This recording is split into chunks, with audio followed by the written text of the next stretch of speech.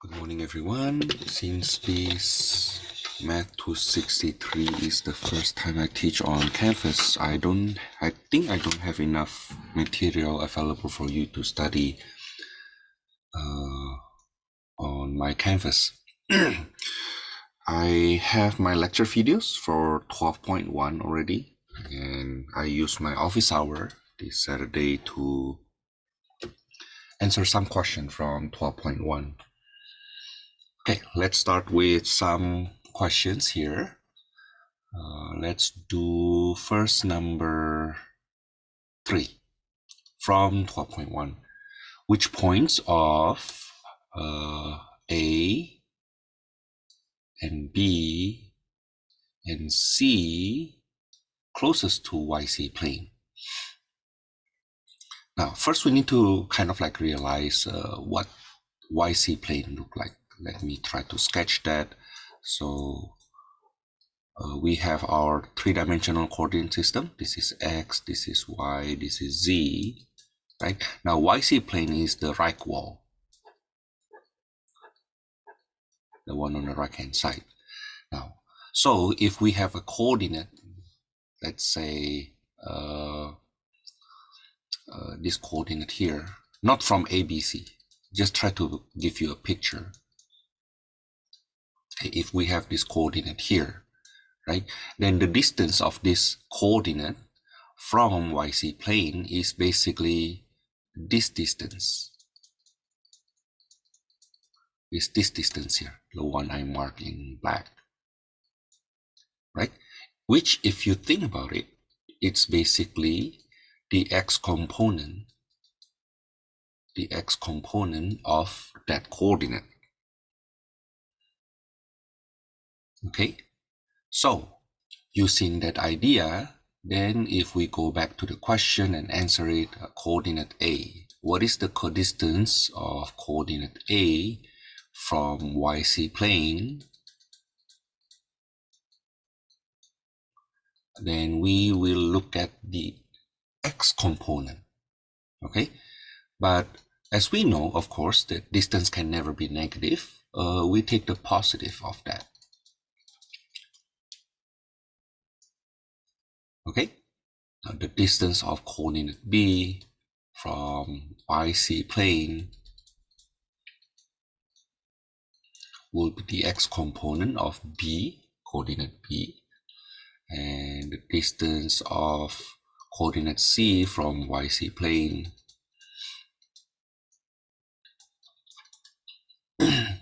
is 2. Okay, take a look on the coordinates, right? Okay.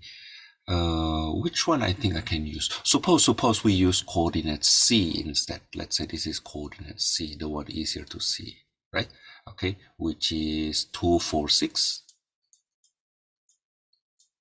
Okay, now the coordinate on YC plane closest to it will be coordinate 0, 4, 6. That's the coordinate on YC plane closest to it. Remember, YC plane means the x coordinate, the x component is equals to 0. Now, therefore, the distance between coordinate C and YC plane is basically the distance between 2, 4, 6 to 0, 4, 6.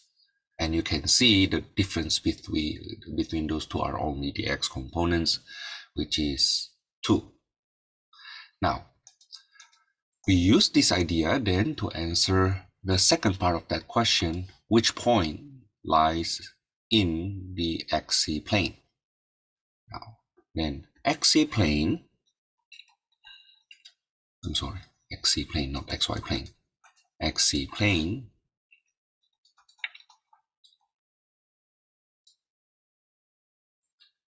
must have Y component equals to 0, right? And from there we can see coordinate A is on XC plane.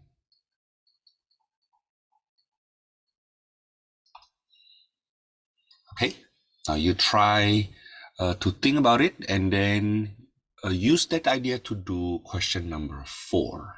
Now, the question number 4, what are the projections of the points 2, 3, 5 on XY, YC, and XZ planes? So basically you do what I did here. Like if you have coordinate C, 2, 4, 6, if you project that to YC plane, you get 0, 4, 6. If you project that to XY plane, what will that be? Now, XY plane means the C component is equals to 0. Okay, therefore, the coordinate on XY plane will be 2, 4, 0, like that. Okay, now that's for a little bit about the hint for question number 4. Now let's go on with number 7 and 8. Now, since the answer for the odd numbers is at the back of the book, I try to use question even number question, unless if that question odd number is give us more ideas to work on. Well, anyway, I use my discretion to choose which question to work on. Now, find the length of the sides of triangle PQR, and is it a right triangle? Is it isosceles triangle? Let's take a look first. If you have a triangle,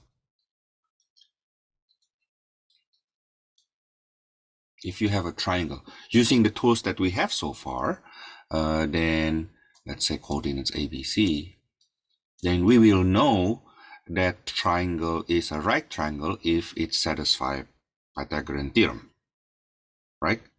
Or if it is an isosceles triangle if the length of its sides are congruent.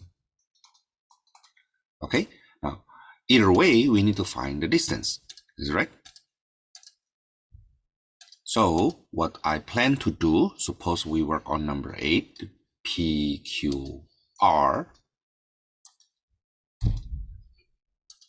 We have coordinate P 2, -1, 0, coordinate Q 4, 1, 1, and coordinate R 4, -5, 4.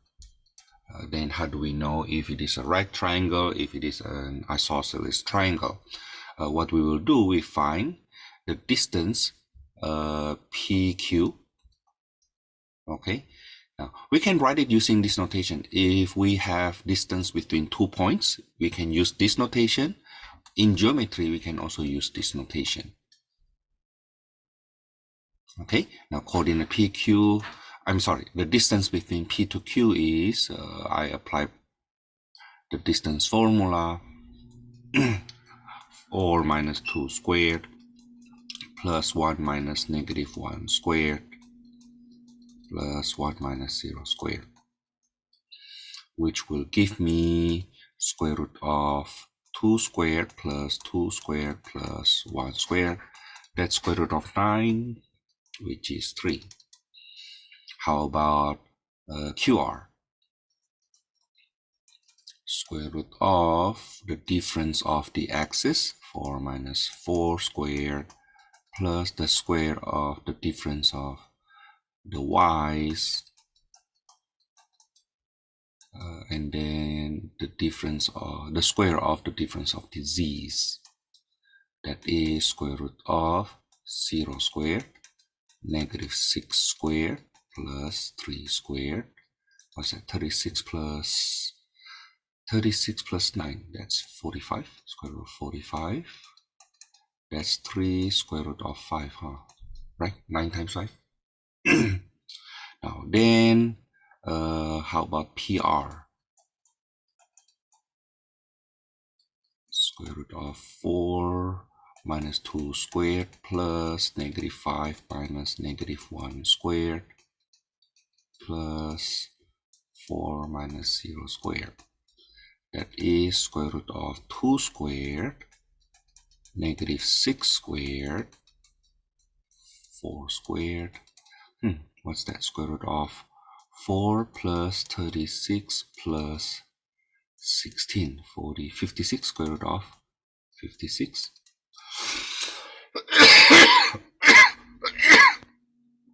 Now, since the distance between these coordinates are not the same, then clearly PQR, triangle PQR clearly is not an isosceles triangle.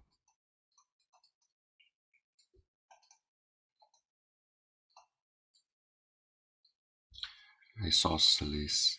How to write isosceles? Isosceles triangle. Yeah, to have isosceles triangles, all PQ, QR, and PR should be equal. Now, how do we show then that they are a right triangle? Now, to show that they are right triangles, we need to show that they satisfy Pythagorean theorem. Or maybe we better say that the square of the longest side is equal to the sum of the squares of two shorter sides. Now, the longer sides here for sure is PR, right? So PR squared is it equal to PQ squared plus QR squared.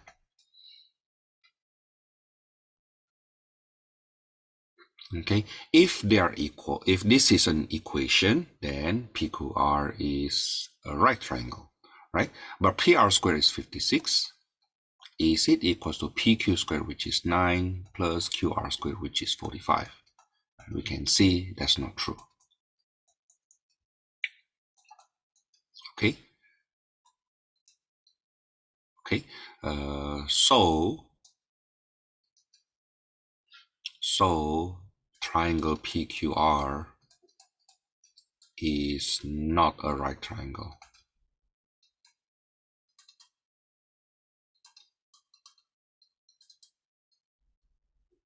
Okay, I think I want to say a bit more about this thing here. I think I need to give the reason in writing. Okay. Since PR is not equal to QR, okay, and not equal to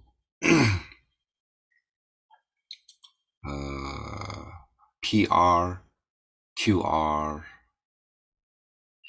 and PQ. Okay, with isosceles triangle, you need to have two sides are equal, right? Now the thing is, PR is not equals to QR, QR is not equals to PQ, and we also say that PQ is not equals to PR, right? Do I cover that already? Like, PR is not equals to PQ, QR, and QR is not equals to PQ. Okay, and PQ is not equals to PR. So they are all different, right? They're all different. We just need two sides actually to be equal to each other, right? So, but because we don't have any two of them equal to each other, then it is not isosceles triangle. Okay, now for equilateral triangle, you need to have three sides or congruent. So that's how we show the work. Okay, I know sometimes it's very obvious for us, but when it comes to proving in math, you need to write it clearly. Okay, people don't read your mind, and trust me, people don't try to read your mind. So please write what you try to say explicitly clear. Okay, now let me go on to the next question. Number 9, which is a very good question. We had this kind of question in algebra class. Determine whether 2 points, or 3 points lie on a straight line. If we have only two-dimensional space, and we have 3 points, what we can do, for example, is we find the equation of these 2 points here, and then see what happened, and then see if the third coordinate is on that equation of the line, right? But no, we have not learned equation of a line in this calculus 3 for 3-dimension at this point. We will, but we have not, right? So let's try to find another method to do that. And it must be something in which we use the tool we learn, right? Okay, now let's first observe if 3 coordinates on the straight line, which we call collinear, then what will happen? Let's say this is point A, point B, and point C. They are collinear. Then we will have this phenomena. The distance between AB plus the distance between BC is equal to the distance between AC, if they are collinear. Okay, collinear. If the sum of the two shorter, the sum of the distances of two shorter segments equals to the distance of the larger one. Now notice, if we don't have collinearity,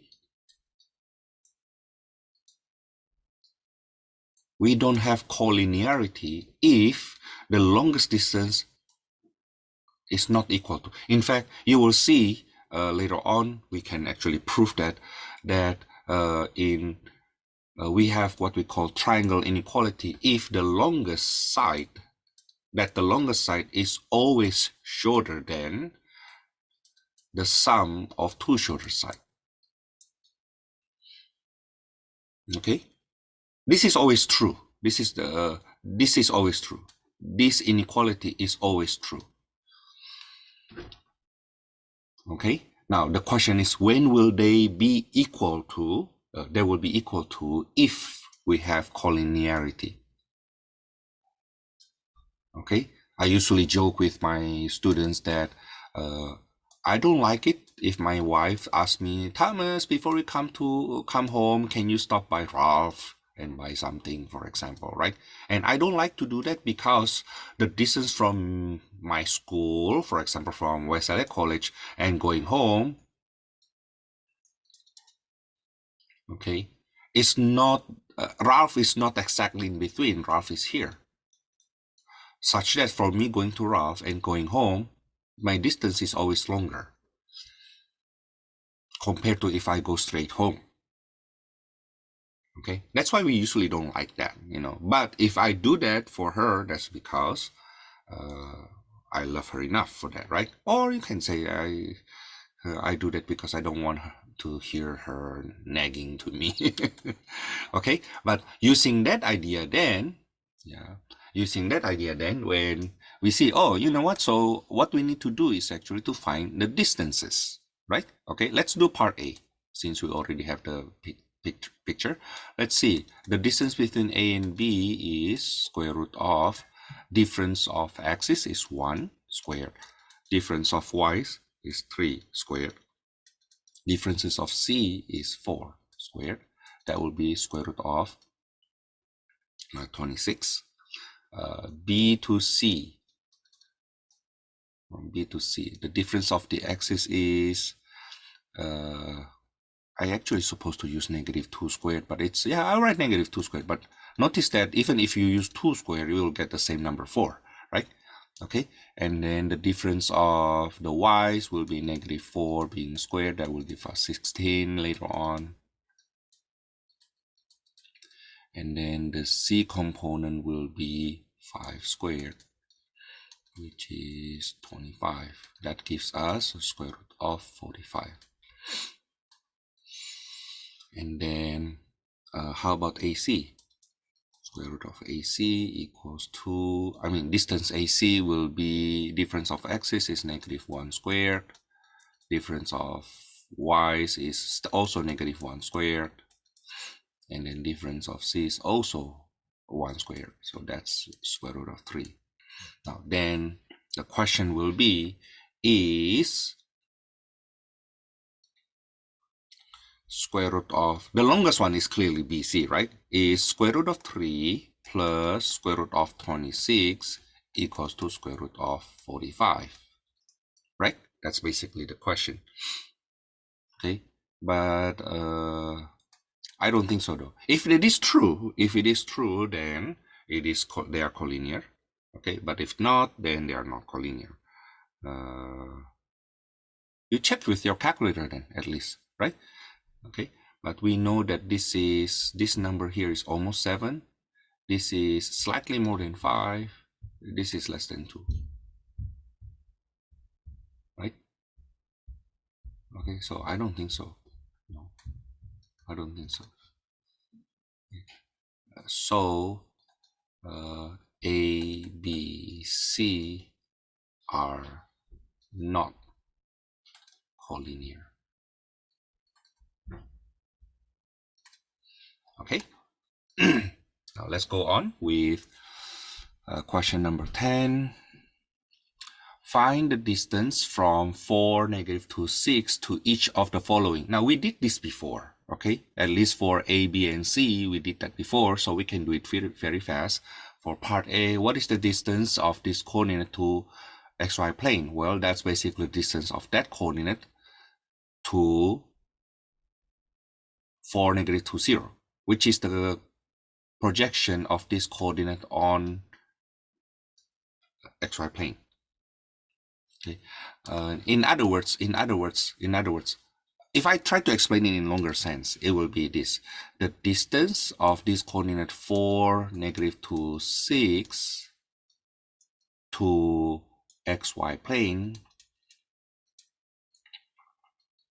is equals to the distance between coordinate 4, -2, 6 to the projection of this point on xy plane.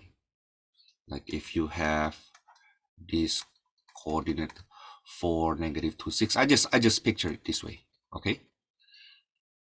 If you have a coordinate A here, then the distance to xy plane is basically the distance of that coordinate to the projection on xy plane, which is 4, -2, 0,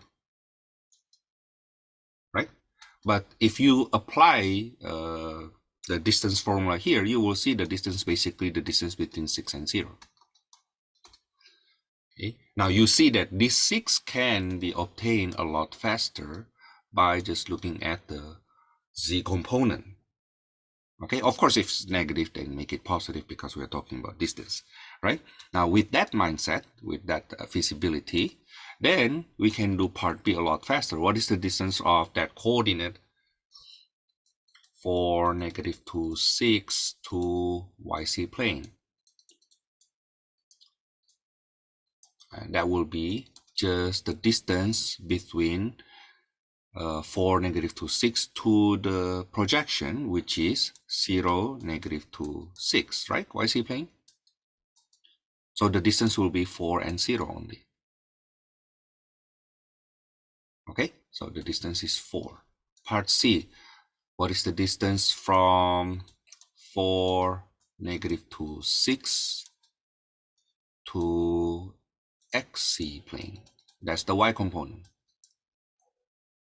Okay, but since the Y component is negative, make it positive, since we talk about distance. Now, how about then the distance from that coordinate to x-axis? 4, -2, 6 to x-axis. Now, take a look on this graph here.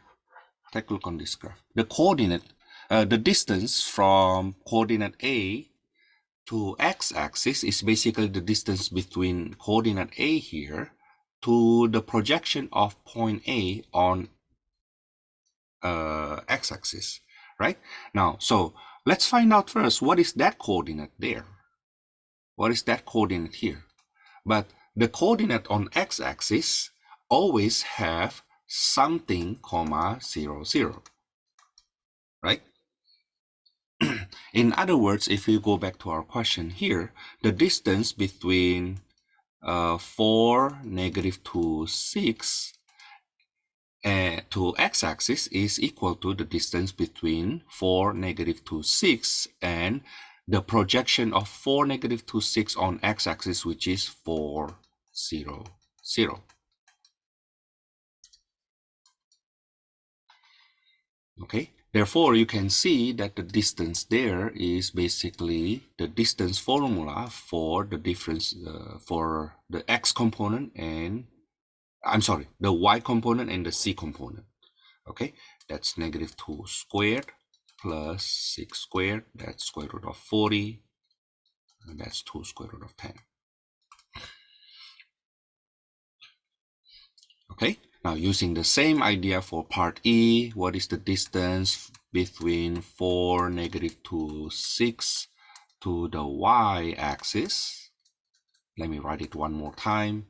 That's the same to the distance between 4, -2, 6, and the projection of that 4, -2, 6 onto y-axis, which is 0, -2, 0. Okay, because the projection has to be on y-axis, right?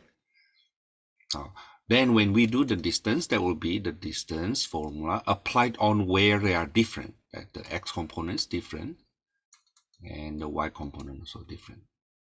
Okay, which will give us square root of 16 plus 36, 52. Okay, which is what, 2 square root of 13. Okay, now for part F, you can try for part F to z-axis, that will be the c-axis means basically the distance equals to square root of 4 squared plus 2 squared, that's square root of 20, which is 2 square root of 5. Okay, now Thomas, how do you get that 4 squared and 2 squared? You try to figure out. Okay, try to work it out. Let's go on a bit.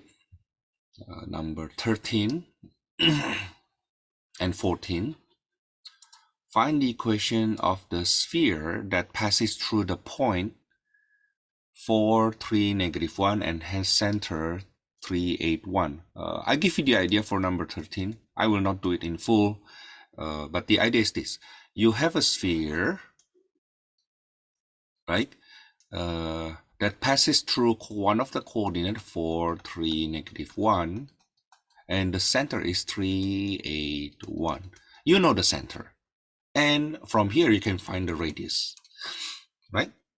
With the center and radius, you are actually done. Now, with the center 3, 8, 1, then the equation will be x minus 3 squared plus y minus 8 squared plus c minus 1 squared equals to r squared. What we are missing is what is the r. Now, to find the r, we plug in that coordinate 4, 3, -1. Okay, 4 minus 3 squared, 3 minus 8 squared, -1 minus 1 squared equals to r squared that we are looking for, right? 1 squared plus -5 squared plus -2 squared equals to r squared. 1 plus 25 plus 4, oh, that's 30. So the equation, I end up doing this question in full. So the equation of the sphere will be x minus 3 squared plus y minus 8 squared plus c minus 1 squared equals to r squared, which is 30. The radius is square root of 30, but r squared is 30. Now, how about number 14? Number 14, find the equation of the sphere that passes through the origin whose center is 1, 2, 3. So you know the center is 1, 2, 3 instead. That's the center. And that sphere passes through origin. So you know the center and you can find the radius, right? Okay. Then from here, I think we can get the equation quite fast because we already know the center. Yes, x minus 1 squared plus y minus 2 squared plus c minus 3 squared equals to r squared. But when I replace the x, y, c by 0, you will see you will get 1 squared plus 2 squared plus 3 squared, which is 14, right? Okay. Let me write a mark here. It's if for x, y, z equals to 0.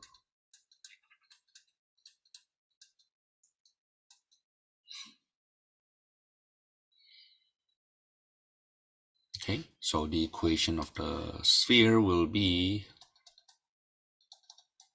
x minus 1 squared plus y minus 2 squared plus c minus 3 squared equals to 14. Not too hard, huh? Let's go on with number 11 and 12. I think for number 11, I will not do that. Number 11, find the equation of the sphere, center at that, and radius 4. We can find the equation really fast for number 11. That's x plus 3 squared plus y minus 2 squared plus z minus 5 squared equals to 4 squared, which is 16, right? Now, I think the follow-up question is more important. What is the intersection of this sphere with the YC plane? The YC plane has x equals to 0. Don't forget this though.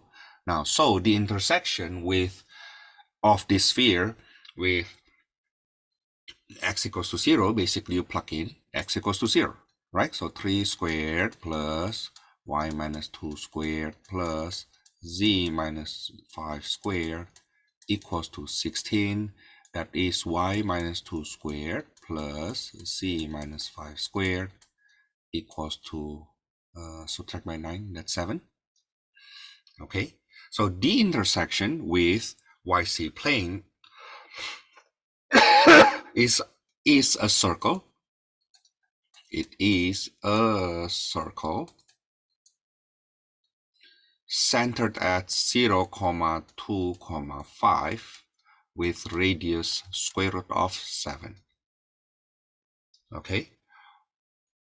Of course, because it's intersection with YC plane, then this circle has to be on YC plane. It's better for me than to say further with with x equals to 0. Now, remember, I supposed to, and I do, put this extra comment x equals to 0 because we are not dealing with two-dimensional space, two-dimensional plane, but we are dealing with three-dimensional plane. Okay, now please try to do question number 12. The thing is, the question wants you to describe its intersection with each of the coordinate planes. Okay, now it has something to do with the distance though. Before I jump to the next question, I would like to do for number 12. You see, you have the equation. I just write the equation right away. It's very easy for us. X minus 2 squared plus y plus 6 squared plus c minus 4 squared equals to 25. Okay, now the issue is the following. The radius is 5, right? Now, describe the intersection with each of the coordinate planes. You should try to do that, but you will notice that the distance of this center here to to xz plane,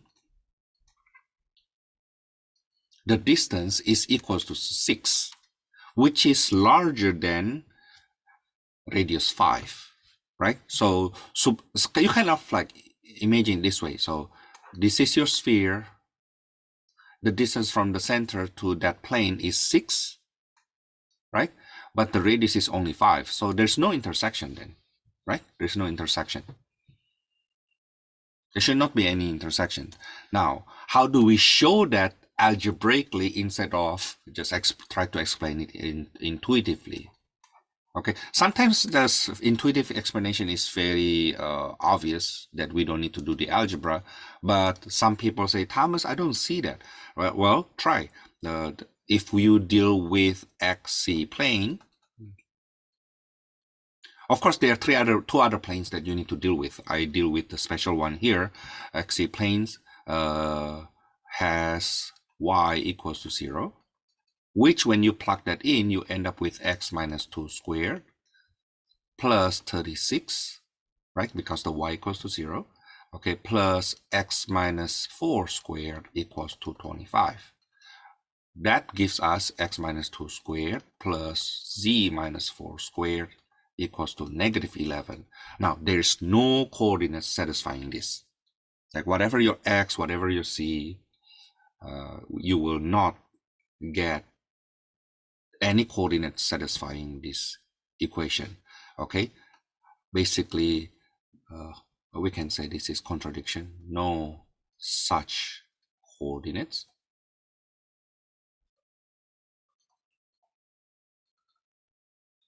So the sphere does not intersect XC plane.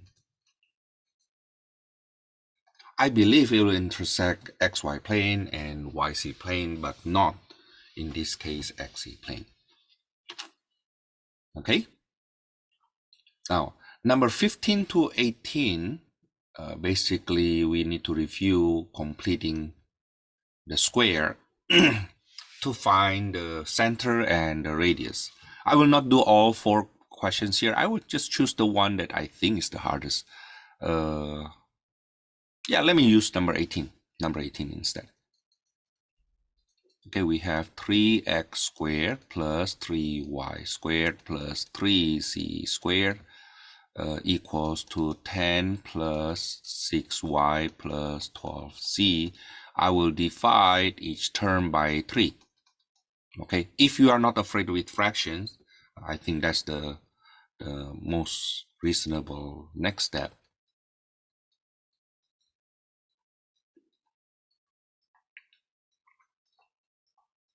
And then I move the terms with variable to the other side and rearrange that at the same time with the purpose that we will complete the square. Okay, so we have x squared plus y squared minus 2y. To complete that, I will add 1. Let me use another color. Plus 1. And then plus c squared minus 4c plus 4 equals to 10 over 3 plus 1 plus 4. Now this way, on the left hand side, we have x squared plus y minus 1 squared plus c minus 2 squared equals to, what is that on the right hand side? 15 plus 10, that's 25 over 3. Okay. So the center is 0, 1, 2, and the radius is square root of 25 over 3, which is 5 over radical 3. We don't like that. Rationalize that. 5 radical 3 over 3. Okay. Number 20. Find equation of the sphere if one of its diameter has endpoints this. Oh, so we have a sphere and one of its diameter. It has infinitely many diameter though. But diameter means it passed through the center, right? We have 2, 1, 4 and 4, 3, 10. Now, I will not do this question in full, but I can tell you this. Then the radius, the center must be equal to the midpoint of those 2 coordinates, right? So you find what's the midpoint first. Okay, then the second step, you find the radius. The radius is equal to 1/2 of the diameter, right? So you find the distance between those two coordinates, and then you divide by 2. Now, you can also do the following. Once you get the midpoint, which is the center, then you find the distance between the center and one of those. Okay, either one of these two, the center to 214 or the center to 4310, that will give you the radius already. Okay, so I will say do the midpoint first and then find the radius. And then find the radius from the center to either one of those two coordinates. Okay, yeah, try to do it in full. But once we have the center and the radius, we are basically having the equation of that sphere. Okay, now number 22, find the equation of the largest sphere with center 5, 4, 9 contained in the first octant. Now in the first octant means the x and the y and the c are non-negative. Okay, well, you can argue that if it is contained in the first octant means it doesn't touch the plane, right? But I say, oh, it's okay to touch the plane as long as it doesn't intersect with that more than one point. Okay, so try to imagine that you have the first octant and the center of that sphere, let's say it's here. So we need to find out what is the distance between this coordinate to each one of the plane, and we choose the shortest one and make it our radius.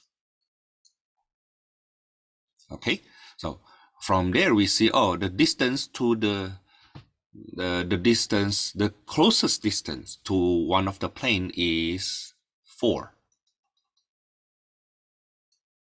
That is distance to XY plane, right? Make it our radius.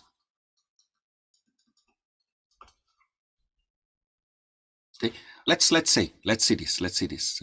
5 is the distance to YC plane. 4 is the distance to XY plane. And 9 is the distance to XY plane. Suppose we use the radius to be 5, then it will intersect XY plane. Right? Now choose the radius such that this sphere is fully contained in the first octant, which means the radius has to be small enough such that it doesn't touch, it only touch one of the plane, but it doesn't touch the other two, right? Okay, but the largest such sphere must be having radius equal to the shortest distance to either one of those planes. Okay, that's why then we come up with this. Now, with that said, then the equation will be, we know the center, x minus 5 squared plus y minus 4 squared plus z minus 9 squared equals to 4 squared, which is 16. Okay, that's for the exercise, some selected problems from exercise set 12.1.